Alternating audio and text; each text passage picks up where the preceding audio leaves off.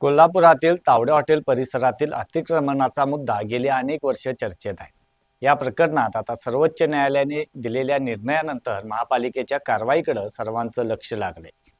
आता तरी अतिक्रमणावर हातोडा पडणार का असा सवाल उपस्थित होत आहे. कारण या प्रकरणावर यापूर्वी अनेकदा नोटिसा निघाल्या, कारवाईच्या घोषणा झाल्या, मात्र प्रत्येक वेळी न्यायालयीन प्रक्रियेमुळे कारवाई लांबत गेली. या सर्व प्रकरणावर आज आपण बोलणार आहोत सकलमच्या या विशेष व्हिडिओमध्ये. बाबा खूप बोर होतंय, काहीतरी नवीन फ्रेश ऑर्डर करा ना. माझ्याकडे एक सरप्राईज आहे. गोकुळचा आस्वाद परंपरेचा गोकुळ आईस्क्रीम सोबती प्रत्येक क्षणाचा गोकुळ आईस्क्रीम. नमस्कार, मी इक्बाल रेठरेकर आणि आपण पाहत आहात सकलम. सर्वोच्च न्यायालयाने कोल्हापूरच्या तावडे हॉटेल परिसरातील 158 एकर जागा महापालिकेचीच असल्यावर 22 एप्रिल 2026 रोजी शिक्कामोर्तब केले. न्यायमूर्ती प्रशांत कुमार मिश्रा आणि न्यायमूर्ती के.व्ही. विश्वनाथन यांच्या खंडपीठाने फेब्रुवारी 2018चा मुंबई उच्च न्यायालयाचा निर्णय कायम ठेवला. उजगाव ग्रामपंचायतीची याचिका निकाली काढली. त्यामुळे ट्रक टर्मिनस व इतर नियोजित आरक्षणासाठी महापालिकेचा मार्ग मोकळा झाला आहे. तावडे हॉटेल परिसरात महापालिकेची 158 एकर जागा आहे. यापैकी 23.5 एकर जागा ट्रक टर्मिनससाठी तर 11 एकर जागा कचरा डेपोसाठी आरक्षित आहे. या जागेवर सुमारे 204 बेकायदेशीर बांधकामे आहेत. दरम्यान सर्वोच्च न्यायालयाच्या निर्णयानंतर महापालिकेनं तात्काळ हालचाली सुरू करत संबंधित मिळकतधारकांना नोटिसा बजावल्या होत्या.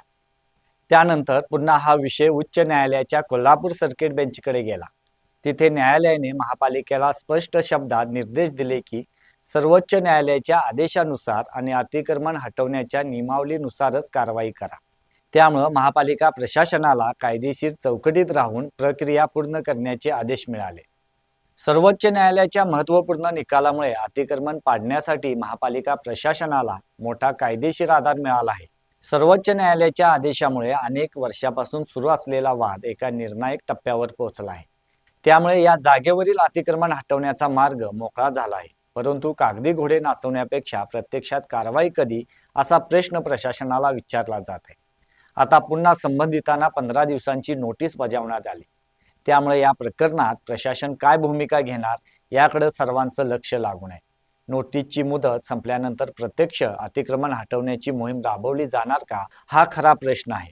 कारण यापूर्वीही नोटिसा देण्यात आल्या, पण प्रत्यक्षात कारवाई झाली नाही. त्यामुळे नागरिकांच्या मध्ये प्रशासनाच्या भूमिकेबाबत संशय निर्माण होत आहे. काही सामाजिक संघटनांनी या प्रकरणात आक्रमक भूमिका घेतली.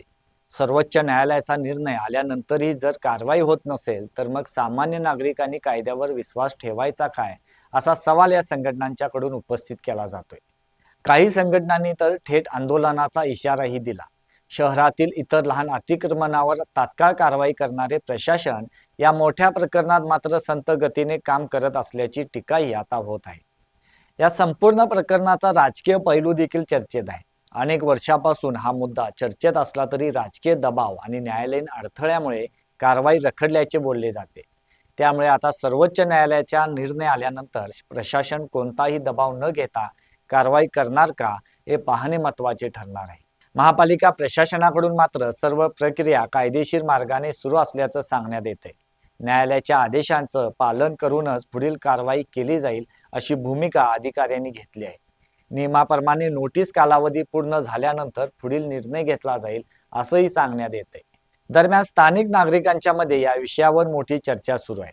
काही जणांच्या मते सर्वोच्च न्यायालयाने स्पष्ट निर्णय दिल्यानंतरही आणखी विलंब होण्याचे कारण नाही.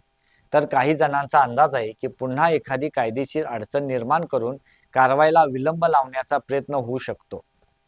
त्यामुळे तावडे हॉटेल अतिक्रमण प्रकरण हे आता केवळ एका बांधकामापुरते मर्यादित राहिलेलं नाही, तर अतिक्रमणाविरोधातील प्रशासनाची भूमिका, न्यायालयीन आदेशाची अंमलबजावणी आणि कायद्याचा समान वापर याची ही मोठी परीक्षा मानली जात आहे.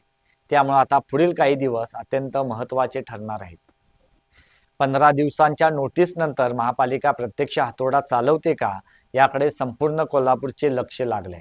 मात्र एक गोष्ट स्पष्ट आहे, सर्वोच्च न्यायालयाच्या निर्णयानंतर आता प्रशासनावर कारवाई करण्यासाठी मोठा नैतिक आणि कायदेशीर दबाव निर्माण झाला आहे. त्यामुळे तावडे हॉटेलवरील अतिक्रमणावर हातोडा कधी हा सवाल आता अधिक तीव्र झाला आहे.